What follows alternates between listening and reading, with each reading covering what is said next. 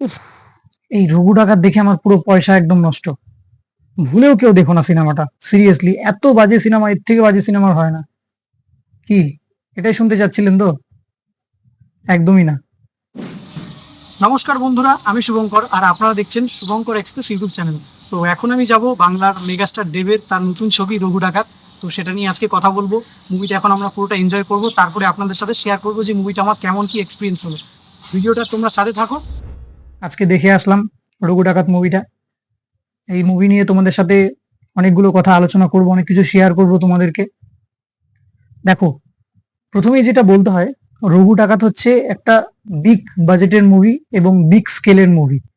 যেটা আমাদের বাংলাতে এখনো অব্দি তৈরি হয়নি। সেটা একমাত্র মেগাস্টার দেব করে দেখিয়েছে। তো তার জন্য তাকে স্যালুট। তো এবার এটা দেখে অনেকের জ্বলছে, অনেক প্রোডাকশন টিমের জ্বলছে। বাকি তো গসিপ রয়েছেই। দেবের সিনেমা মানে গসিপ হবেই। তো আমি কিছুক্ষণ আগে ফেসবুকে কিছু বড়, বড় মানে বড় মানে তাদের চিন্তাভাবনা এত বড়, বড় সেই হিসাবে বড় বলছি। তো তারা আরকি রিভিউ দিচ্ছে, গল্প ভালো না, সিনেমার মধ্যে কোনো গল্প নেই, প্রেম কাহিনী দেখিয়েছে। প্রচুর নেগেটিভিটি কমেন্ট দিয়ে ভরে গেছে যে, "না সিনেমা ভালো না, এই না সেই না।"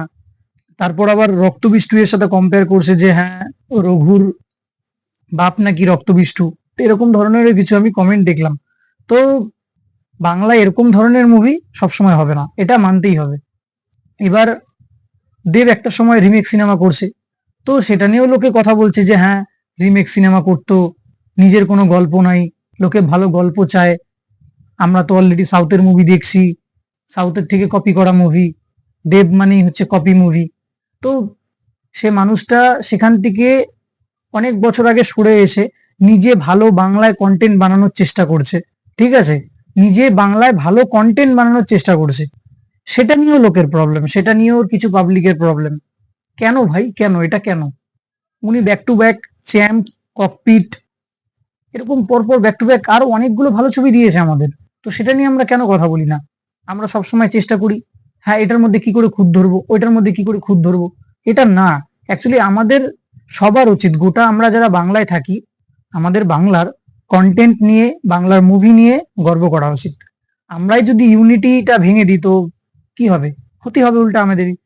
টোটাল যারা আমরা এই বাংলায় থাকি, বাংলা সিনেমাকে আমাদের সাপোর্ট করা উচিত।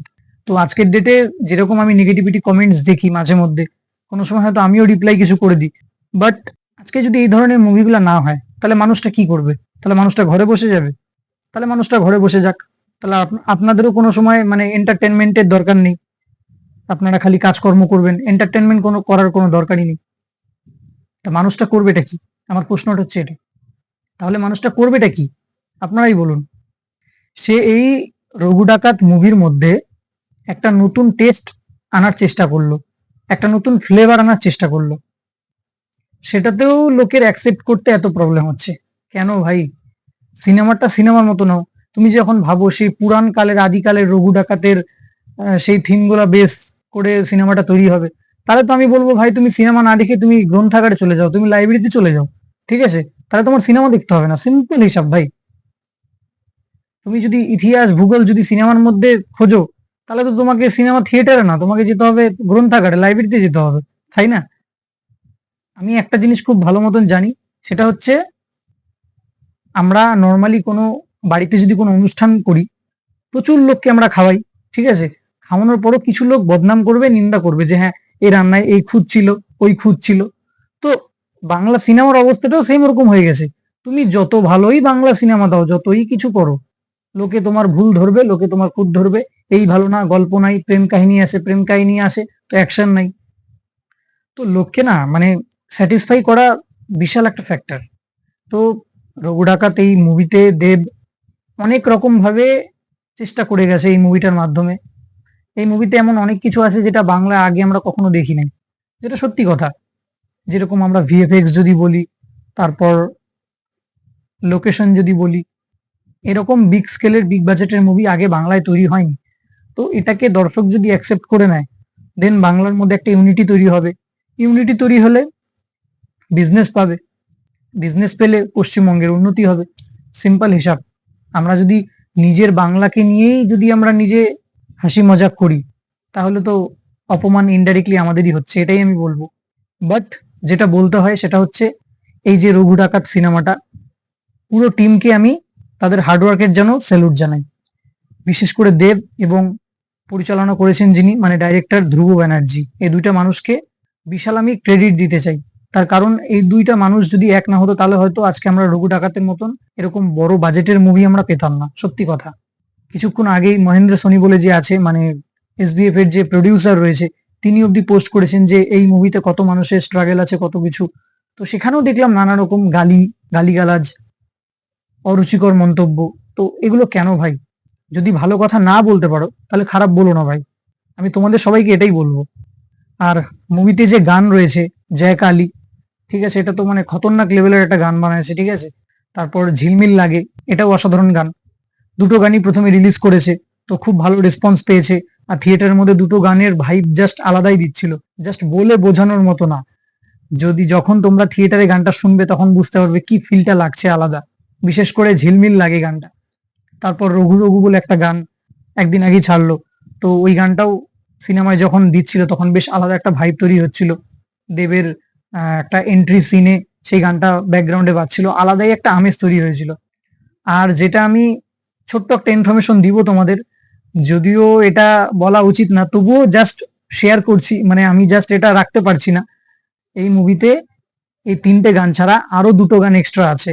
সেটা হচ্ছে একটা মা, মানে মাকে ডেডিকেট করে একটা গান রয়েছে, অসাধারণ গান, ঠিক আছে। আমি জাস্ট মানে যখন গানটা দিয়েছিল আমি পুরো একদম সাইলেন্ট হয়ে গেছি।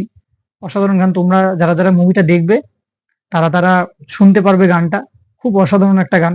আর তারপরে যেটা মানে শকড আমার কাছে, ঠিক আছে, সেটা হচ্ছে, তোমরা তো সবাই চেনো কৈলাস খেরকে, বাহুবলীর যে জয় জয় কারা গানটা করেছিল, সেই সিঙ্গারের গান এখানে তোমরা পাবে। এই মুভিতে তার গান রয়েছে, বেশ আলাদাই একটা ভাইব তৈরি হয়েছে। কৈলাস খেরের মতন মানুষ, যে বলিউডে এত বড় বড় গান করেছে, তাকে রঘু ডাকাতে এনে গান করানো, এটা জাস্ট চারটিখানি কথা না, এটা দেব জন্যই আজকে পসিবল। আর তারপরে একটা জিনিস আমার খুব খটকা লেগেছিল, সেটা হচ্ছে আমি যখন এই মুভিটার ট্রেলার আমি দেখেছিলাম, সেখানে ওম সাহানি বলে যে অ্যাক্টরটা রয়েছে, ট্রেলারের মধ্যে তার সিন একদমই কম ছিল, বাট সিনেমাতে পুরো একটা মানে জাস্ট শকিং একটা ব্যাপার থাকবে সবার জন্য। আমি এটা ডিসক্লোজ করব না, ঠিক আছে, আমি জাস্ট কল্পনার বাইরে, ঠিক আছে, এটা আমার পুরো কল্পনার বাইরে ছিল। মানে এই জায়গাটায় এত সাসপেন্স, এটা আপনারা বুঝতে পারবেন সিনেমাটার যখন পুরো হাফ পার্টটা শেষ হয়, তখন থেকে আলাদা একটা সিনারিও তৈরি হয়, মানে দুর্ধর্ষ। আর এই মুভির যে অ্যাকশন সিনগুলো অসাধারণ ভাবে ক্রিয়েট করা হয়েছে, প্লাস দেব এবং অনির্বাণ, এই দুটো মানুষের যখন তারা ডায়লগ ডেলিভারি করছিল অসাধারণ লাগছিল।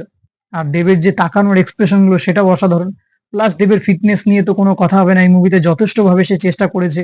তার যে এই মুভির মেগা ট্রেলার লঞ্চ ছিল সেখানেও সে বলেছে সে 8 মাস ধরে প্রায় চুল প্লাস হচ্ছে দাড়ি মেনটেন করেছে, অনেক স্ট্রাগল করেছে এই মুভিটার জন্য, এটা বলতেই হবে। আর যেটা সর্বশেষ বলতেই হবে সেটা হচ্ছে অনির্বাণ ভট্টাচার্য।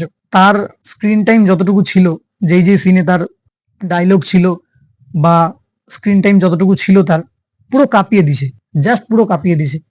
তাকানোর এক্সপ্রেশন, ঠিক আছে, ডায়লগ ডেলিভারি, মানে এগুলো মনে হচ্ছে যে অনির্বাণ একটা পারফেক্ট অ্যাক্টর।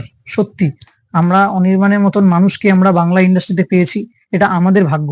ডাইরেক্টর যদি তাকে সেইভাবে ইউটিলাইজ না করে তো আমরা তার অভিনয়গুলোকে দেখতে পারবো না, এটাই হচ্ছে বড় কথা। অ্যাক্টরের দোষ দিয়ে তো লাভ নেই, সিনেমার যারা ডাইরেক্টর রয়েছে তারাই পুরো অ্যাক্ট্রেসদেরকে যেইভাবে গাইড করবে বা যেইভাবে নির্দেশ দিবে তাদেরকে সেইভাবেই কাজ করতে হবে। তো এটাই আমি বলবো। আজকে চতুর্থী, আমি এখন ভিডিওটা বানাচ্ছি 11:38। তো ভিডিওটা যখন আপলোড করব তখন 12টার পরে হয়ে যাবে। আজকে চতুর্থী, আর ভিডিওটা তোমরা যখন দেখবে তখন সেটা পঞ্চমী হয়ে যাবে। তো আমার তরফ থেকে সবাইকে দুর্গাপূজার অনেক অনেক শুভেচ্ছা, শুভ পঞ্চমী সবাইকে। তো এই দুর্গাপূজার মধ্যে ভালো ভালো 3-4টে বাংলা ছবি আছে, তোমরা থিয়েটারে গিয়ে বাংলা ছবি দেখো, হল ভরাও, ঠিক আছে, এটাই আমি তোমাদেরকে বলবো। রক্তবীজ 2, তারপরে দেবী চৌধুরানী, তারপরে রঘু ডাকাত তো রয়েছে, যত কাণ্ড কলকাতাতে, এই বাংলা মুভিগুলো থিয়েটারে রয়েছে, তো তোমরা দেখে এসো সিনেমা।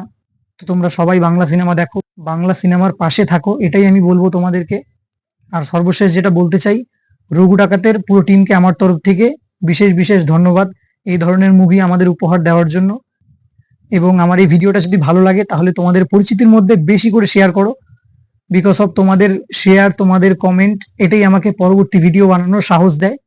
আর যারা যারা চ্যানেলে নতুন রয়েছে তারা অবশ্যই চ্যানেলটিকে সাবস্ক্রাইব করে নেবে। আবারও কোনো পরবর্তী আপডেট নিয়ে দেখা হচ্ছে। টাটা।